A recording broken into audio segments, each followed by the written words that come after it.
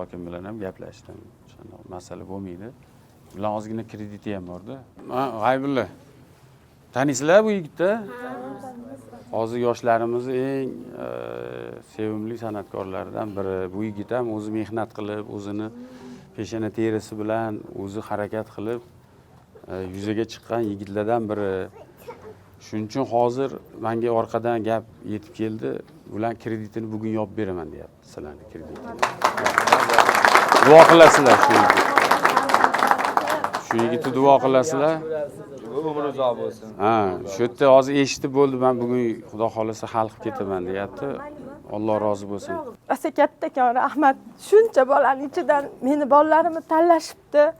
Shularga ming roziman. Dunyo turguncha sursin. Sizga o'xshagan Abrorbekni ham, Gulmira opamni ham martabalari ulug' bo'lsin. Avvalo prezidentga duo qiling. Bizdan doim talab qilib turgan, nazorat qilib turgan inson birinchi navbatda prezidentimiz. Shuning uchun shu insonning islohotlari bugun har bir xonadonga yetib borish shart. Har bir oilaga yetib borish kerak. Shunga biz mas'ulmiz. Qo'limizdan kelganicha harakat qilyapmiz. Mana hokimiyat ish qilib hamisha shu xalqimizni yordamga muhtoj qatlamidan doim xabar olib turishibdi, boshqa qilyapti. Umuman biz ham vazirlarni ham bugun vazifamiz. Mana bugun qancha yaxshiliklar bo'ldi. Bugun, qizim, xursand bo'ldingmi? Barakalla. Mana shu qiz, asal qiz. Xudo xolasa bu juda katta yulduz san'atkor bo'lasan hali, Xudo xolasa qizim. Xo'pmi?